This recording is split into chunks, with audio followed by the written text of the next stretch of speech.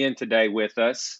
I want to remind you, if you are loving what we're doing in this time of quarantine and uncertainty, we're going to continue to bring messages of hope. And if you love what we're doing, I encourage you to please go follow us and like us on Facebook. We have many more of these recovery discussions. We understand they're important. We understand that we want to continue to do these things for you. So go like us and follow us. As always, this is where we do a little bit of a house cleaning, and where I encourage you to go download the app Narcansaw for any resources related to prevention, treatment, and recovery. We want to make sure that you guys are all staying abreast of everything that is current. You can also do that by going to the website arkansasdrugtakeback.org, artakeback.org, for more information. Jimmy, we do this recovery clinic because we don't want our people to feel like they have to live on an island of one. We want people, we understand that in recovery, we rely on support and accountability. And so we've created this platform to bring people in to engage in our discussions. And we also go and invite wonderful guests. You want to talk to us about the wonderful guests that we have today? I do, because what we've got right now today are a pair of just Navy SEAL type moms that took tragedy and they let that become the lighter fluid, right? Like, these mothers are survivors of overdose children. I know them both. I've worked with them both. I've been a part of the missions. I know them in everyday life. I was friends with one of them beforehand. And so it's a proud day for me to have Stacy and Paula on the show with us, Chris. A lot of times parents experience tragedy and they lose their way, right? Like, because I can only imagine having to face life in their shoes and not getting to have my kid. But they took that tragedy, they took that burden, and it became a platform. They started Hagen's Army, the Parker Gill Foundation, the Drug Walk. Like, these are some, I can't say the BA word, but these are some awesome moms. You know what I mean? And Indeed. so I'm super excited. If you guys haven't shared the video, please do so now. We want to reach as many people as we can today because these parents have got something to say. And Yeah. uh, Paula, Absolutely. Stacy, we're Jimmy, glad you're here. before we get started and drilling them with our questions that we have, we know that they have the answers. I got to say, how are you two adapting to this new environment? It seems like we wake up in a new world every day, every time we blink sometimes. And so one of the things I did this morning was, I know this is going to shock you all. I left my phone inside and went on a walk with my daughter and our dog. And I got to tell you, I had a little bit of anxiety because I've conditioned myself a lot lately to keep checking the phone, keep checking and doing all this stuff. So I tried to keep it, make an adjustment, left it inside. And I felt like on the walk, I was trying to get into the moment, trying to get present. And while it was a little bit of a struggle, my daughter's learning how to ride a little Razor scooter. And before long, I was like, oh, this is beautiful. This is where I want to be. And so tell me how you guys are adapting. What kind of struggles are you trying to overcome during this new world we live in? For me, I'm getting to work from home, which is great. So I still have that normalcy. Um, Today was great because I put makeup on because I knew I was going to see people. Right. So that was good, right? Because Did you hear I about get that in. law that in Florida there's a law that requires people to wear pants to Zoom meetings now? So Well, we're glad that Oh, you put that's on good. makeup. That's good. I did. I put pants on too. But, I put a jacket on because for work I wear jackets and clothes. But at home, I don't have to do that. But today it felt good because I was able to put on a jacket and some work clothes as if I were going to work. So that was helpful. But I do make sure that I get outside every day and get some activity walking around the house and outside and doing something. Because if not, um, I get down. Yeah. I get down. yeah. What about you, Well, and Stacy? well, one thing is this, the COVID has made everyone kind of wake up in a new world. We've already done that once, and so I think honestly that we were prepared for this, because I know personally in the months after Hagen left, I was at home. I was in my bubble by choice. And so in that time for me, that's when I was healing. And so it's not scary for me to be here like Paula. I'm getting to work from home quite a bit, and I have my younger son and my grandson and my daughter-in-law here with me. But I've put the phone down too. And with the walks and with Can You See Me Now, that was getting so busy that's where we spent most of our time, was with our phones right in our face, talking to parents, looking at the photos, answering the questions. And so one thing that I love to do is just to sit outside and listen. You can hear the children playing, you can hear the families talking, the birds seem louder, and it's very peaceful. And so I think we adjusted to it pretty well. Our household did, just because it wasn't so long ago that we had to wake up in a new world, if that makes sense. Absolutely makes sense. Hey, can I piggyback on that just real quick? Stacy, you said it all. The rug has already been pulled out from under us. The worst thing has happened.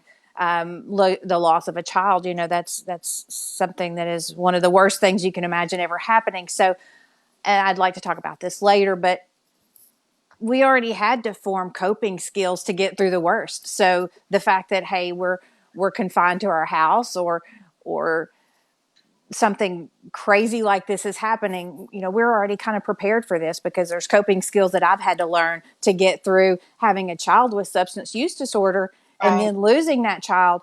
I'm able to pull from those things to help me get through this. Yes. Absolutely. And so I think that's everybody who's watching and with us today, that's what we want to talk about. We want to talk about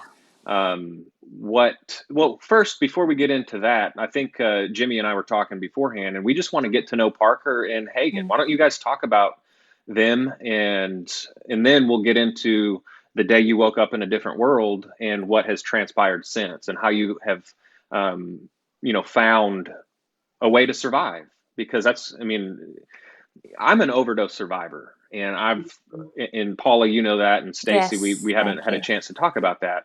And Paula, we've had in-depth conversations about that. We've went round and round and have learned from each other. And so I want you guys to have a chance to talk about Parker and Hagen. And so, Stacy, why don't you take us away? Who was Hagen? Oh my gosh, Hagen was larger than life, and he had a warrior's heart. He hated injustice, was extremely tough and ready to face anything, but on the inside was very fragile. And, unfortunately, that's the reality of a lot of young men. They have the facade of taking it on, but inside they're struggling. Just because Hagen's story is he's not just my son. I mean, he could be the face of any number of sons of any number of mothers. And Hagen started messing around with marijuana when he was 15.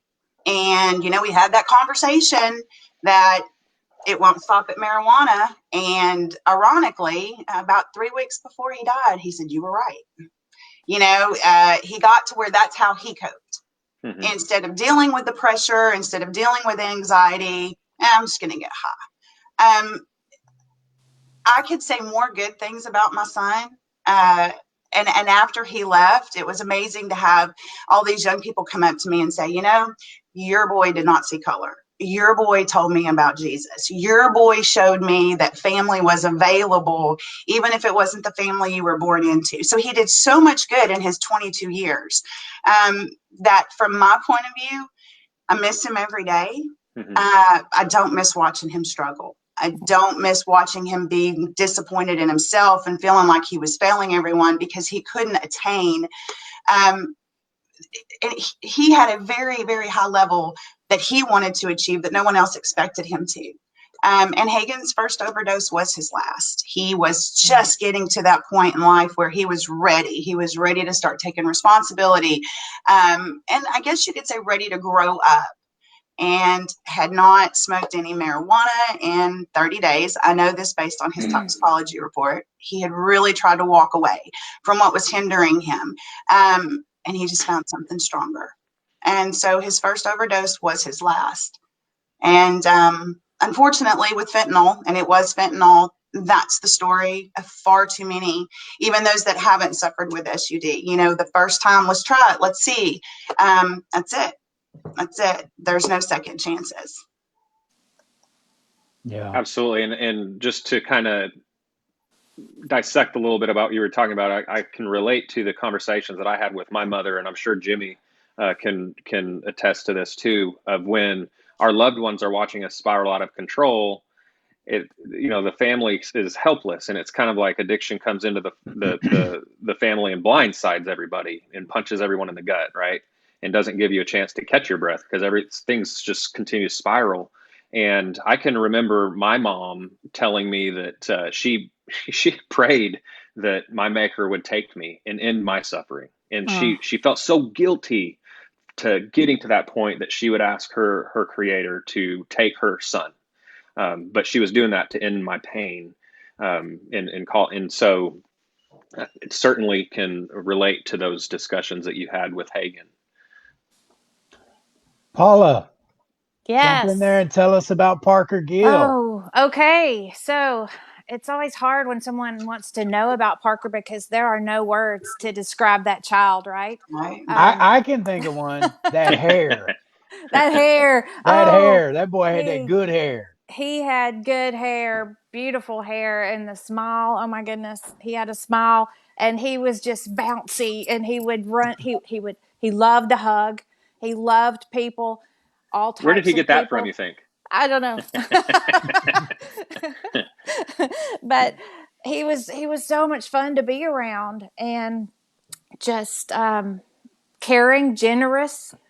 He tried to be that bad guy, bad boy sometimes, but he failed because he was just too loving.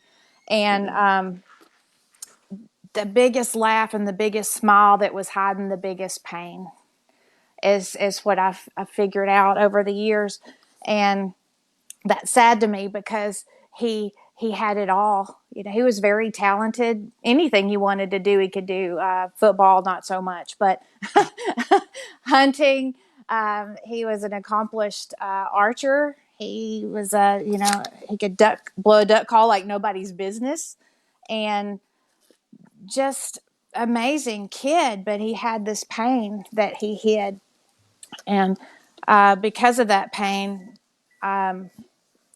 it led him down a path of drugs and alcohol, but opiates were his drug of choice. And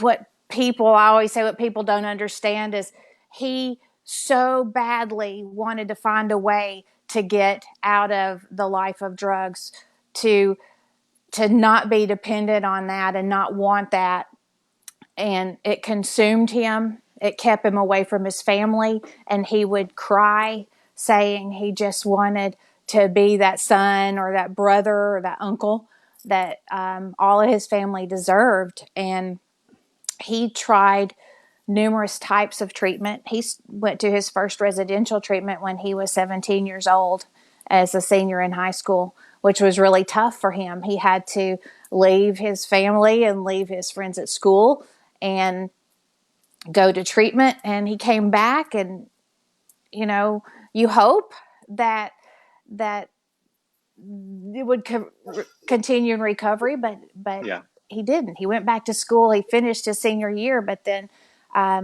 started working and relapsed and started using again. And so that was a pattern for him. He would go back into treatment again.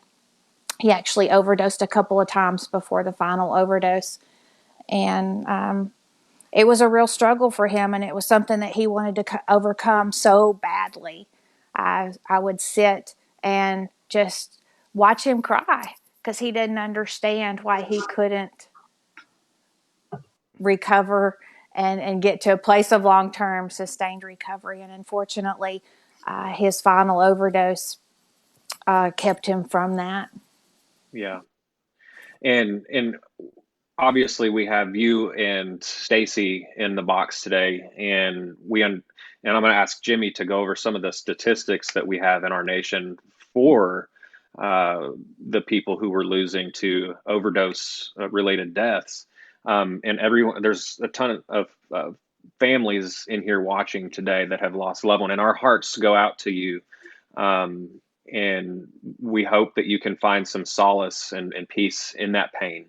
And we're going to, showcase Paula and Stacy's efforts to find that new message of hope to share with others, so people don't have to go through what they did.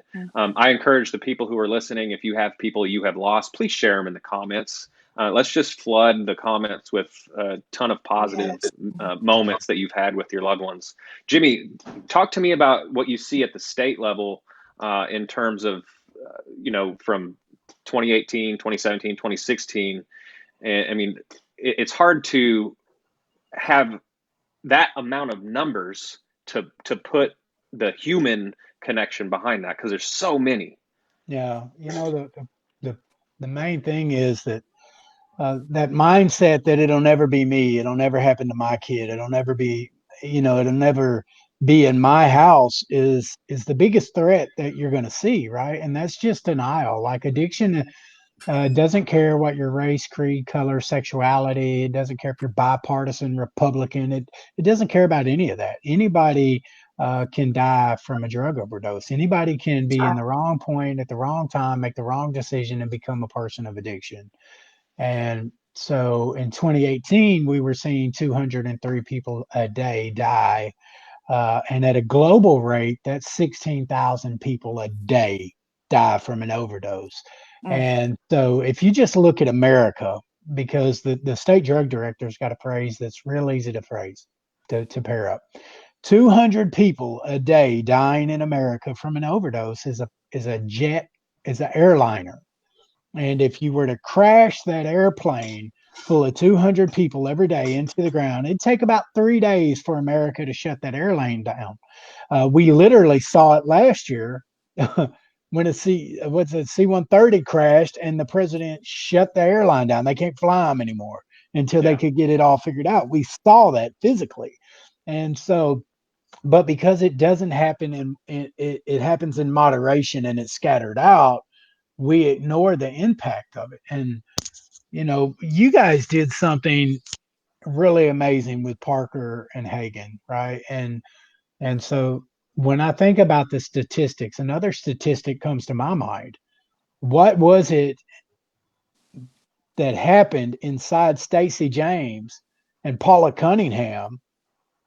Because you could have very easily done what a lot of parents do. You could have went into grieving and stayed there in hibernation for a year or two.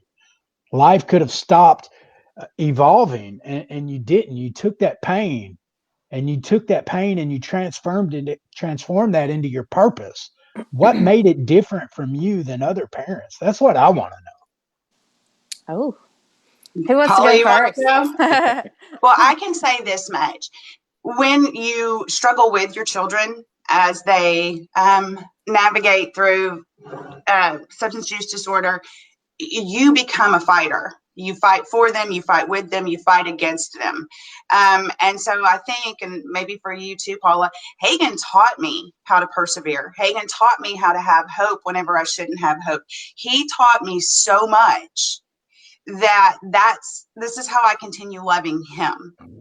He's not here for me to embrace or to talk to, but I'm taking what he taught me as his mother, and I'm using that. So I'm taking that grief, and the love doesn't die. It's got to go somewhere. So it's either going to go in a dark place where I fall in a grave with him, or I can use it to help others. I can help other young men.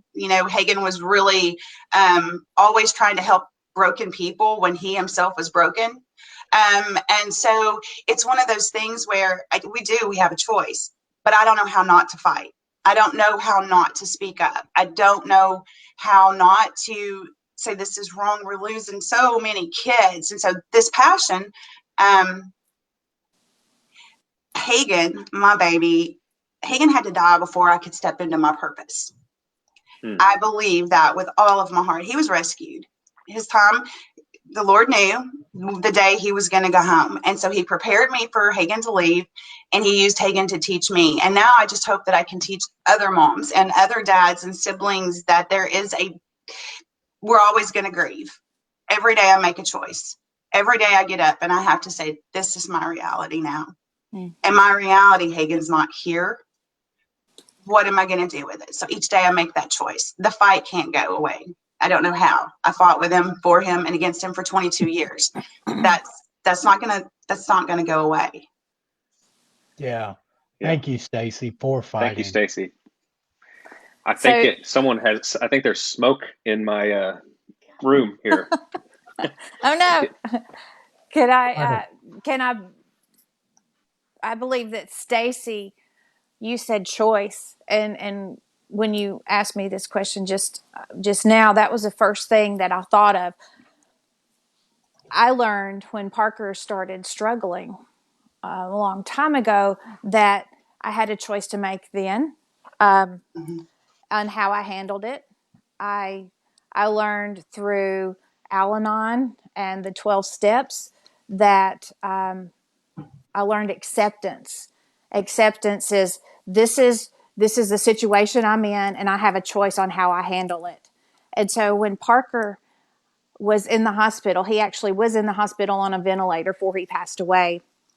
I knew I was about to be faced with one of those situations where I had to make a choice. And I could choose to not accept and rebel and let it get me down, and cripple me, or I could choose to accept it. I could choose to accept it from God as this is what I've been given, and now what do you want me to do with it?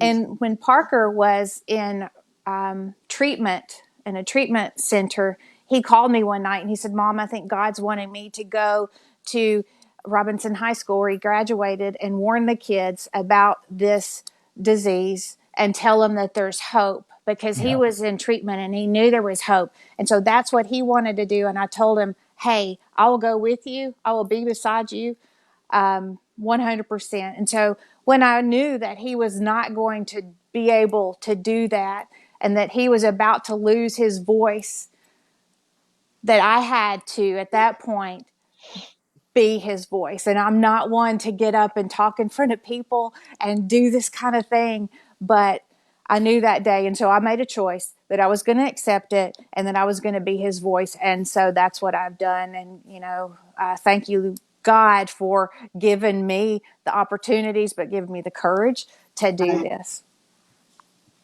Amen to that. That's good stuff. I found my purpose was found through my addiction. I count myself as one of the fortunate ones, and Chris does too. Like we made it out of the flames of addiction, and that fire refined us to be the best possible versions that we could have been. Right. And so I relate to finding the purpose in the tragedy, and I just think what you guys are doing is freaking beautiful. You're amazing women. You're strong women that empower all people, and you can't stop. You can't stop this fight because to do lets the disease of addiction win, and I'm tired of that. I'm tired of seeing people die. I'm tired of burying people. People in recovery are the only people, I'm convinced of this, that see more funerals than a pastor. I can in the last 2 years I've been to more funerals. Now pay attention to this, folks, if you're watching. In the last 2 years, and Chris, Paula, Stacy, you guys can attest to this. I have been to more funerals than I have graduations, weddings, and birthday parties combined in my entire life in 2 years because of drug overdoses. I'm so sick of it, man. We need some drop-in detox centers that don't give a damn about your insurance, your money, your driver's license. Why is it so hard for me as a leading recovery advocate in Arkansas to get somebody in detox? That doesn't make any sense. Well, I think a lot of it too is it's the stigma.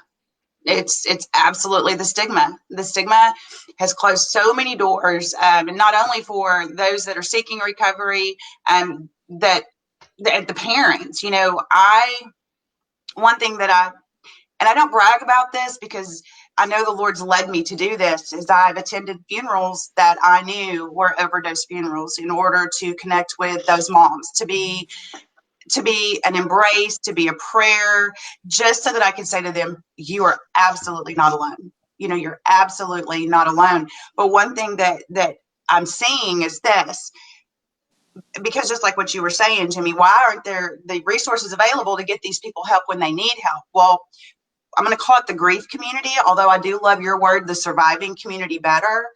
What we're seeing from that side of it is the siblings aren't receiving the attention or the counseling that they need. And so then guess what? Then they are ones that find themselves in need of those recovery resources. We have moms that cannot live with the loss of their children. They have guilt. They feel like they have failed, and they become victims of suicide. And they are victims. And so it's just this big, ugly, black, swirling ball of stigma that keeps people from opening their eyes, that keeps them from wanting to help.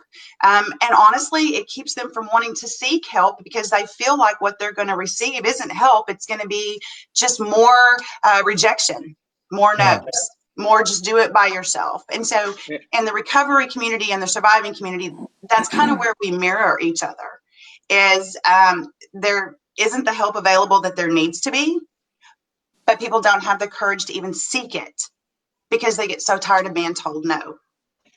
That's why the voice absolutely right. That shame definitely kills. Addiction wins in silence. And Absolutely. So talk to us about how you're overcoming stigma. You have a couple of pretty great things happening. Right, Stacy? You froze up. I didn't hear your question. So talk to me a little bit about how you're overcoming stigma. What you have a couple of amazing things happening in your life that you've helped spearhead. Well, listen, that, yes, they're not mine. I mean, to make a long story very short, it happened like this. I lived my grief out loud, basically kind of doing a journal on Facebook. And through my journaling, I met some amazing moms from around the world. One of them was Tracy Carter. And she and I got to talking. She's an Arkansas mom. And she does the Can You See Me Now banners. And what those banners are they are the faces of those that have died of an overdose.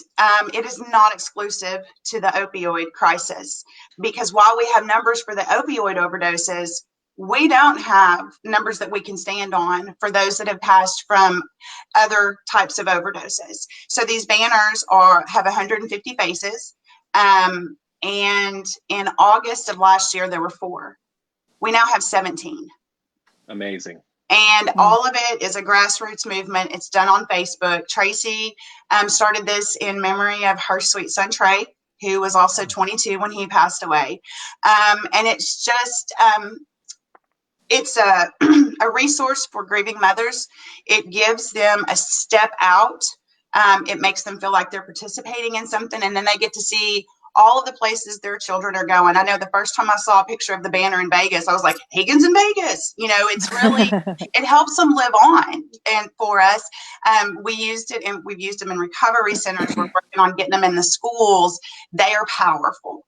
And so Tracy and I talked, and I'm like, Hope Movement, which is kind of what I was calling my blogging. I said, I don't want to do this by myself. This is for more than just me. This is a movement. One person cannot be a movement. And so I asked her, I said, will you be part of this with me? And in that, I was able to join with her and to assist her. I'm giving all of the credit for those banners to Tracy. I'm the babysitter. She's the mama. And through you gave Tracy, it wings. Huh? You gave it wings. Well, no, there's an incredible bond between mothers that have walked through what we've been through. I loved Paula 2 seconds after I met her, because I can look into her eyes and see a piece of myself. Yeah. I'm completely comfortable. I don't have to make excuses. I don't have to dread the questions that might be asked. I can just be me. And so that's one of the beautiful things about the community of the moms. And through Tracy, I got to know Debbie Nadler, who's out of Vegas. And she was tired of seeing all the moms suffer so badly. She wanted to give them a purpose. And through that, the Drug Epidemic Awareness Walk Across America was born. And it partnered with Can You See Me Now? And somehow I ended up right in the middle of both of them. And it's amazing. It is absolutely amazing to see for the first time in a long time, the excitement. People are ready. They want to get out. They want to be heard. They want to make a difference. They want to wear the shirts. They want to represent. They want to fight. And just so you know, Arkansas was supposed to be March 21st. Yes. And we didn't get to have it, but we had the biggest group in the nation. We had almost 1,000 members. We are going to have this walk. And with Arkansas's walk, we're going to show the rest of the nation How to do it together looks like. And the walks will continue. They will absolutely continue. And I believe they're going to be stronger. They're going to have more members. We're going to be able to just really shake things up to where hopefully we get the attention that this epidemic, this pandemic needs. And then, Jimmy, the questions that you ask about why you in your position can't help the people that need help, you won't have to ask those questions anymore. Yeah. That's So the whole point. you know what, Stacy, I can testify to the point that you ending up in the middle of the Can You See Me Now and the walk.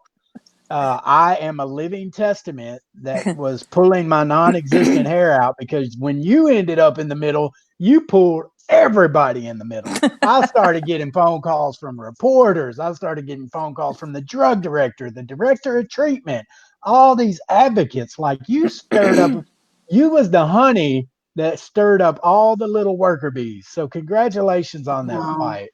Paula, what about Hold on. I gotta, before we go, I want to talk about the power behind these Can You See Me Now banners. I was at the Attorney General's Drug Summit in Hot Springs, and you had the banner there. And while I was going around after I got done speaking, I went to the room where it was, and I was just looking at it, and it was the first time I had seen it. And so I think you were there, and another mother was there. It was Deborah Tillman. Yeah, you. And so I was looking at this banner, and Deborah came up to me, and I was looking at Taylor because I know Taylor. And she happened to come up to me, and I said, tell me about this banner. And she was, filling me in on everything that you all were doing. And then she said, and that's my daughter right there. And I just lost it, because out of all of the people on there, she pointed out the person that I was looking at, and it happened to be, Taylor's mama talking to me. And we got to hug and, share some memories. And that's when I saw the power behind this. And Jimmy's right. I mean, people are going to run to get to this walk. And that's the beautiful thing behind it, is that while no one should experience the tragic events that you all have experienced, we're finding connection. We're finding a way to heal. And one of the ways to do that is through these Can You Hear Me Now banners and these walks. So we appreciate you putting one foot in front of the other when sometimes it feels impossible to do that, and to keep going, because we need you. And so sorry to interrupt, Jimmy. I had to share that story before we left. Hey, I love it. The first time I got to experience those banners was also at the RX Summit. And so, I saw a lot of faces on there, including Hagen's. I've known Hagen's family for a while. And so, and he actually reached out to me previously before it all happened. So when I saw his face, it's just really emotional. And I'm not trying to get teared up and start crying, because, as a person in recovery, the good part about that is I got my feelings back. The bad part about that is I got my feelings back and I can't control them. I'm subject to start leaking out of both eyes. That's why I said earlier about is it smoky in here? Smoke, My eyes are getting misty. Smoky. Paula, what is your vision for the Parker Gill Foundation? And so, you're Paula. If you're watching this and you don't know, Paula is a noisemaker when it comes to recovery advocacy too.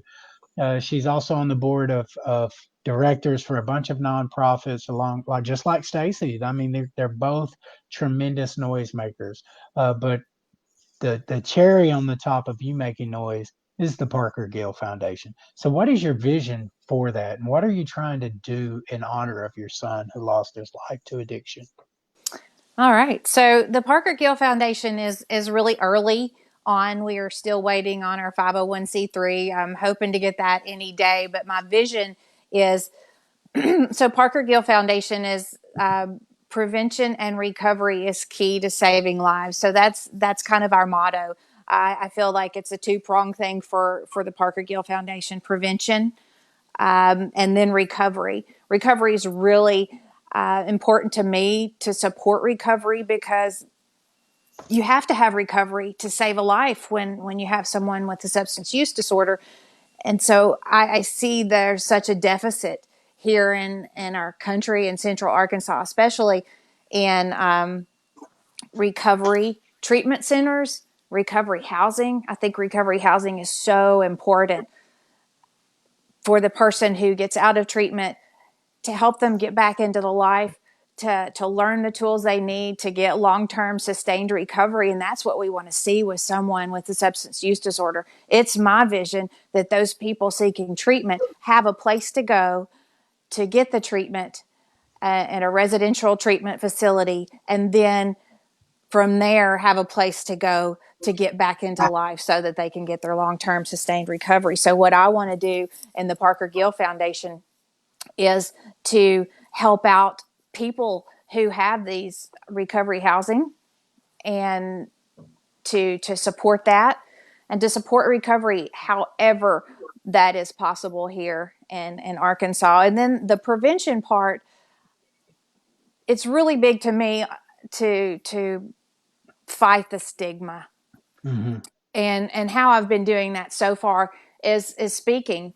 Whenever I get a chance, I will speak out about stigma and about substance use disorder as a disease. So my trade, my profession is a registered nurse, and through that I get opportunities to speak to people, and I can use that knowledge that I have as a nurse to help people understand that this is a disease.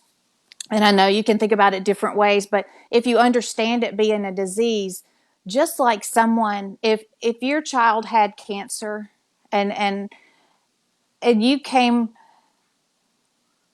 you found out your child had cancer, people would be around you like crazy.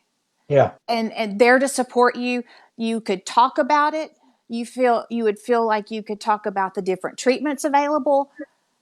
And when you have a child with a substance use disorder, that isn't a disease in itself, and you want to talk about it, but people don't want to hear about it. No, no. People, and it's getting better, but it's still out there. They feel that it's a choice that person make, and they continue to choose it. But I'll tell you, Jimmy, with my son, he made a choice the very first time, but Right. Right. shortly after that, this disease manifested itself, and it rewired his neurotransmitters. It it changed the way his brain worked, the way what his body needed, and it became a disease. And for him, it was no longer a choice, and he needed to seek treatment for that, just like any other disease. And so I want people to know that, and not that the thing about disease or addiction, the disease of addiction, some of the symptoms or some of the things that go along with that are things that we, they might steal, they might lie, they might manipulate. And those are things that are hard to get behind. And I'm not Those are hard saying to that. forgive. Yeah. Right. Well, Right. those are the behaviors. Right. They're the Right. behaviors that go along with it. And I'm not saying that we should support that and overlook that, because these are consequences that come along with the disease. However, we can still have compassion for that person that is struggling, because I guarantee you they do not want this disease any more than someone who has cancer. And that's what I Absolutely. want people to know. And I talk about it as often as I can, because my son was a sweetheart. He was a loving young man who had a disease that broke his heart, because he didn't know how to get over it. So, Paula, let me back up a little bit and ask you a question. Jimmy and I, in at length, have discussed why we recover out loud in support of people, so they don't have to die silently or alone. And you were telling me a story one day, kind of what brought about the opportunity for the Parker Gill Foundation. You were speaking at a work place. So that takes a lot of courage to get out there and be vulnerable, to be able to stand up in front of your colleagues and say what. So tell me what happened as a result of that day, if you can. Yeah, I'll just say someone did hear me speaking, and they said that they would like to help me start this foundation, and so they offered to donate to the foundation, and their donation is going to be a sizable donation so that we can have a sustainable foundation that will continue to Awesome. hopefully grow and provide help to recovery here in the state of Arkansas for a long time. So that is all God right there. Yeah, Yeah. yeah. Yeah. And we got to Yeah. make those steps, and you did, and it was courageous. And we commend you for doing that, because you may not be where you're at with Parker Gill Foundation today if you didn't. So we got to, sometimes we can't see around the corner. We just got to put one foot in front of the other and let the rest happen. Right. So Right. I've got to ask a question, and it may be a little off track, but hearing you and Stacy and Chris just chiming in on recovering out loud, do you guys ever have people, because Chris and I speak up about the disease all the time, and if you follow my personal recovery, then you see all the comments of people who just don't get it. And it's Right. okay not to get it, but you ain't got to be a butthead and judge people. You know what I Right. mean? Like, just because you don't get it doesn't mean you've got to be confrontational and start screaming, it's not a disease, it's a choice. Man, okay, unless you're a medical professional with a PhD that understands neurotransmitters and pathways and dopamine spikes, don't talk to me about what you assume. You know what I mean? But here's the thing. Do you guys ever encounter that when you're speaking about your children dying from SUDs or diseases? Do people ever confront you guys and say it was a choice, not a disease? I Let me know their name if you. Yeah. Wait We for I'm won't gonna the blast we them won't out here right blast you now. on live TV or No, honestly, I've not had that. Um, I've found early on when family members have a family member that is struggling, it is hard for them to comprehend. And I've had some one on one conversations where they're angry and they just don't get it being a nothing. disease yet, but right. they're on their path to discovery and discovering that too. So I have grace for them, but I really don't encounter a lot of a negative when I speak. Yeah. Well, I kind of opened myself up on a broader level because I have used Facebook as a tool. It was an unintentional tool. And so it's been a nationwide thing. And so I see what's going on across the world, and it is a pandemic. This is not just a drug epidemic, it is a pandemic. And I see in other countries where they are experiencing the same things that I do. And people are very bold on social media and commenting their opinions. And I've had some people say some horrible things to me, Yeah. as if, number one, I wasn't a grieving mother talking about losing my son, but number two, as if I wasn't a human being, nor was Hagen. And so I try not to react, but what I always do is I go and I look at their page. Let's see what your life is like. Let's see what you are doing, what you want the world to see about you. And 9 times out of 10, those people just need prayer. And so, and I do pray. And, you know, what Jimmy was talking earlier, one of the most dangerous things a parent can say is not my child. Yeah. And here's why. Because a lot of those parents that are comparing their children to our children, they're saying not my child. They're fueling stigma. And I don't ever want them to come to me and say, you were right. You were right. I would, it's heartbreaking when you realize that you're in a group of people in a club. For me, it's like a huge sorority, and you get more and more and more members. That's hard to celebrate because of why we're coming together. But Absolutely. you know, but the thing is that you have to take it with a grain of salt. You know, stigma is ignorance. That's what it Yeah. is. It's not, these people are not stupid. They're not mean. They just don't know. And the reason They they don't don't get know, it. they don't get it. They haven't lived it. I've never, I mean, and I compare myself to you, Jimmy. I've never struggled with what you struggled with. So I have no idea what it's like for you on a daily basis to walk in recovery. And you've never lost anyone to the disease. So you can't identify with what Paula and I feel, but we still have a common denominator. There's still this understanding that the rest of the world just doesn't get. Yeah. They just don't get I it. always remember this wonderful proverb that reminds me to stay in my lane. It's the dogs will bark, but the caravan rolls on. I love that because when there's noise out there and people are chiming in with their negativity, just keep going. They're gonna bark. I just think like I'm walking down the sidewalk and the dog's barking at me, and I just keep walking. It can distract you from what your true purpose is. It can. From what your true message is. Because I sure would like to go off on some folks. I sure would like to tell them a thing or two, but they're not going to hear me. Yeah. Hey, I'm going to share something real quick. Sometimes the person who is negative in my life is my father. And he sent me this text message the other day on Easter, and it was, one of the ones he usually does, trying to pick at me. And I've got boundaries today because our relationship needs them, and that's healthy. And so I had this response typed up, and it's just what you just said. And I was throwing a nuke. And I showed it to my wife, and she says, "You better not send that." Right. Send, "I love you, and I hope you feel better."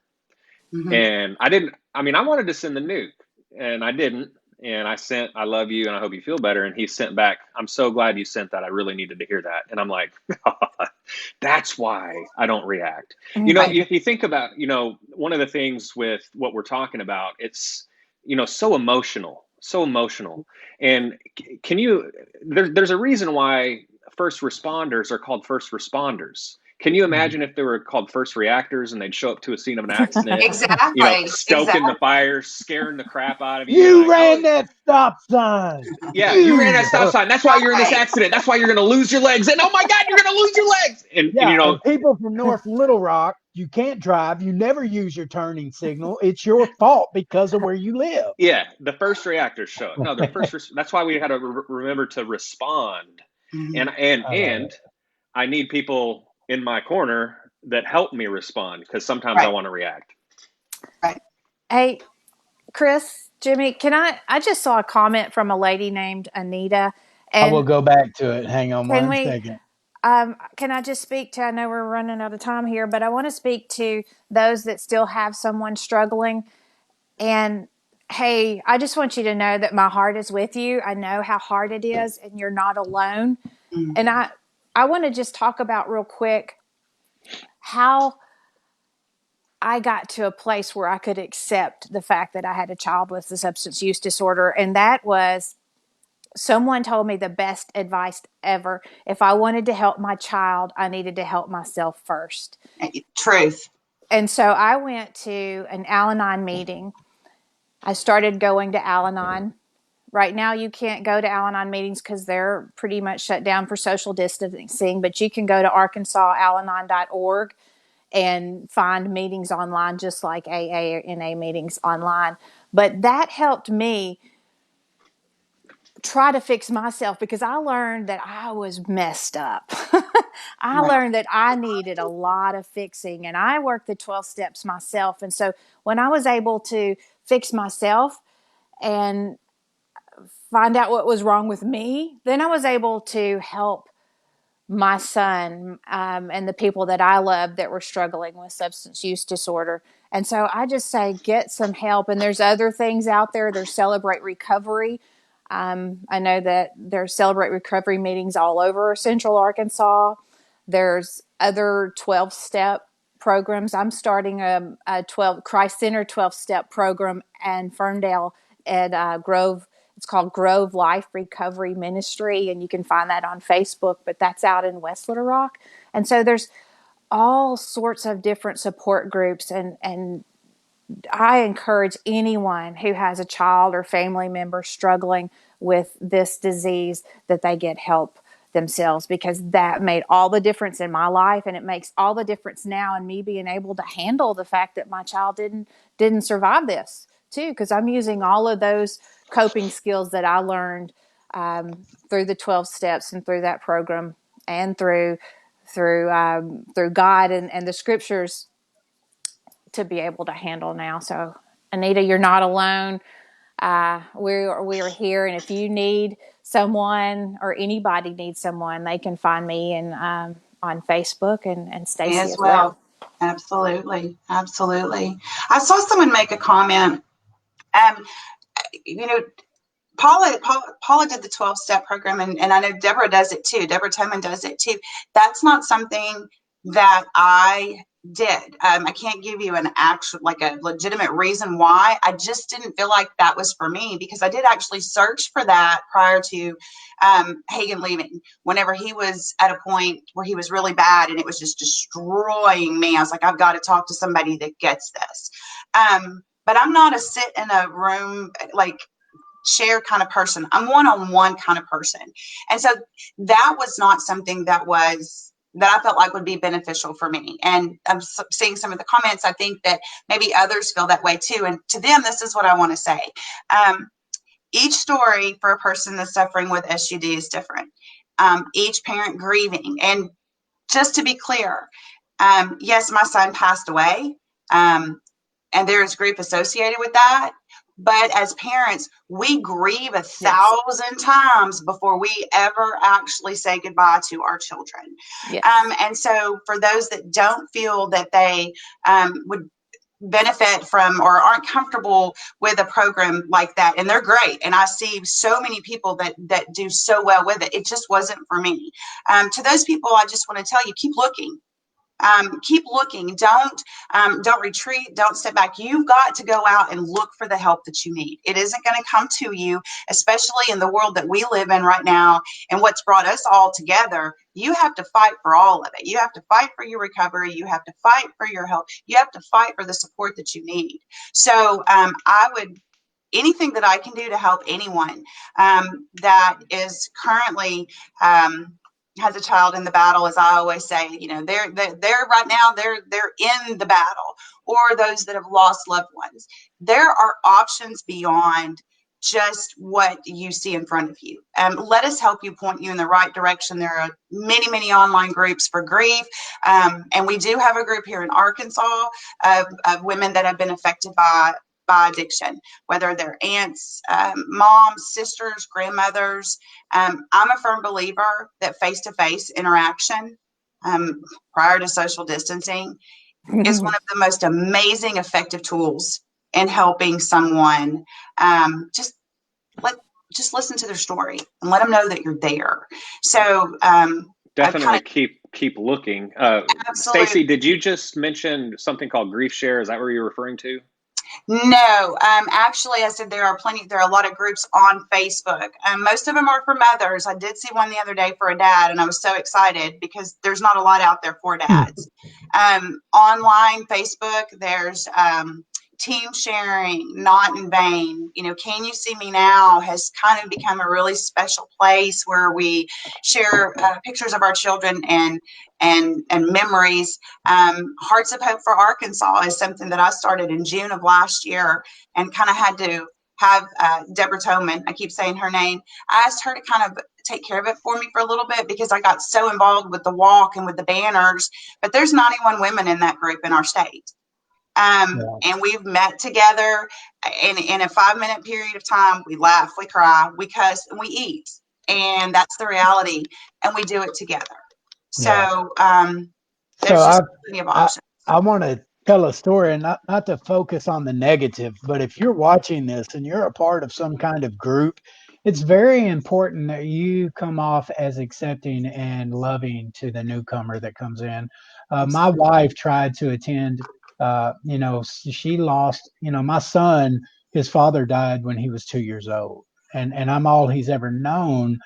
But, it's when you lose someone that you've had a child with to addiction, and you go to seek help through a grief group and you're met with rejection and combativeness, like it literally ran my wife out of there. And it wasn't that long ago. It was about 9 months ago that this happened in Little Rock. And she went to attend this, and she was just met with suspicion. They wanted to see pictures of her. They wanted all this proof. And like, who wants to go somewhere where they're not loved, accepted, or trusted? That's not what made me stay in the group that I sustained my recovery in. And so I felt like while we were on that subject, Chris, I'm not trying to spotlight negativity, but it's very important. Like when I found the rooms of recovery, I came back because I was loved and accepted for what I was, someone Absolutely. who was jacked up, Jimmy, screwed up, and broken.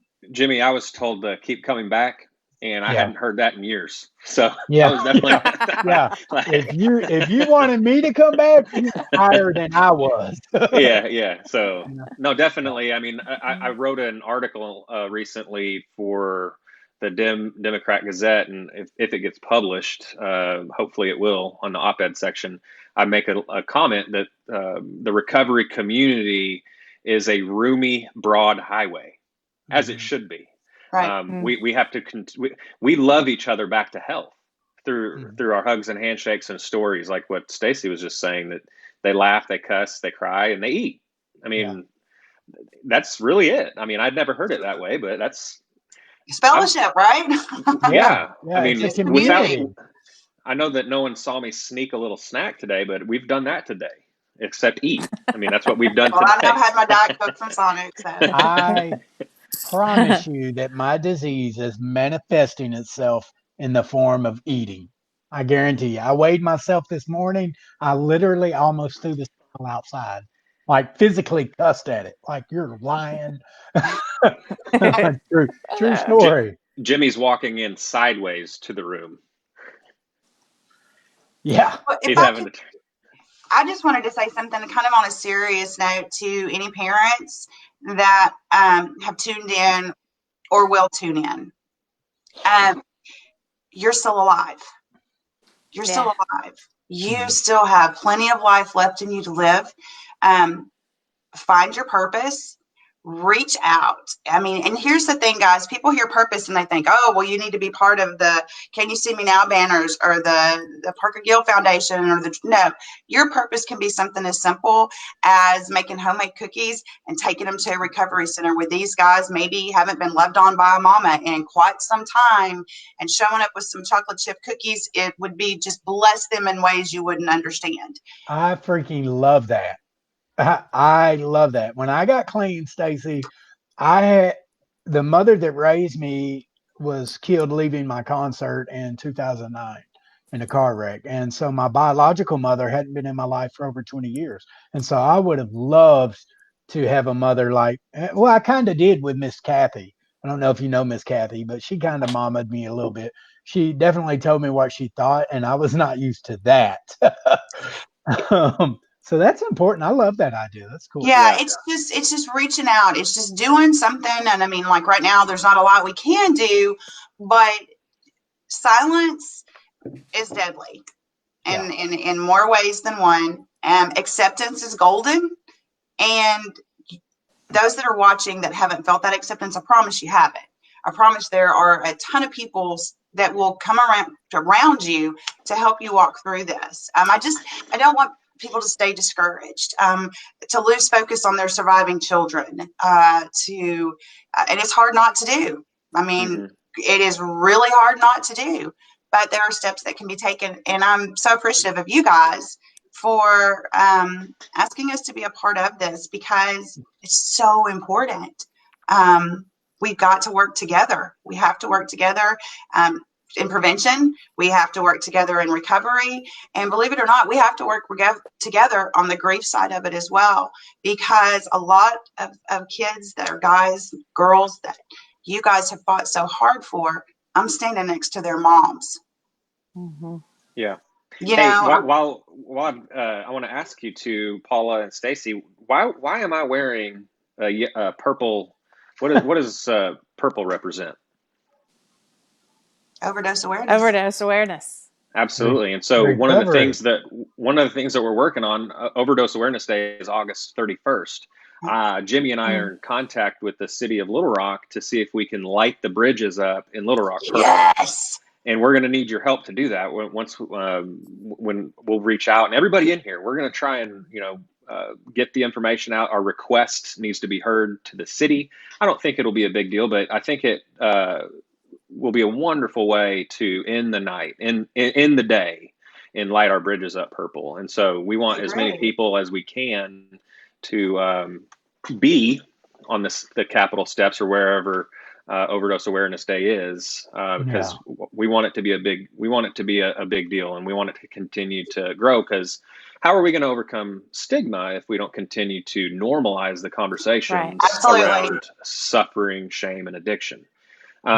Paula and Jimmy and I, at my groundbreaking event for Natural State Recovery, we bought a high school in Oak Grove, Stacy, and that's awesome. Yeah, one of the things that we did, and we hope that I've heard discussions that our idea is going to be also made at the walk when that happens. What we did was we built a wall and spray painted the word stigma on it, and we all took a hammer to the wall and literally broke down the wall. Yes, are you kidding me? No. It was really cool, and so I'd love for that to happen again. Bring it. And we need to continue to do it. We need to continue absolutely. To do the walk will go on. The walk will go on. You hear me, Jimmy? I hear you. Can I just take a second to shout out my beautiful mother-in-law, Diana Gray, right there on the screen, if y'all see her.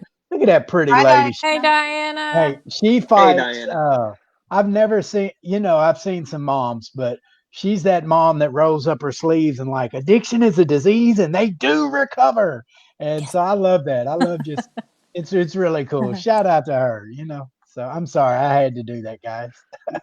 That's awesome. I want to shout out to you and Chris for the work that you're doing. Yes, for Recovering absolutely. Out Loud. You guys, y'all are my heroes. Y'all rock. I love to see people who have gotten to that point of long-term sustained recovery and are out there rocking it, talking about it. I'm fixing to call the police on Chris Dickey. If you'll notice, he looks like he's gotten a fresh haircut, and I'm dying to know how that happened. Hey, barbershops are closed, Buster. I found a guy named Javier from Honduras.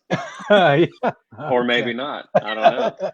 Do you think Tara was able to, get me, shake my hair like that? Man, that's good stuff. I wish Chelsea could cut my hair like that. I'm seeing all these people cut their own family's hair, and it reminds me, there's a reason these people go to school and get a license for it. Absolutely. I'm deciding to grow mine out. Well, what choice do we have? This is the first time in 2 months I've not got a hat on. So I saw this, my mom tried to cut my hair one time when we were moving from Texas to Oregon. Like, this is one of my first resentments that I can remember. Like, she tried to cut my hair to get me ready for my new classmates to see me. And I had to go to a barber to fix it, right? And he takes one look at me and says, it's going to have to look like Jimmy's.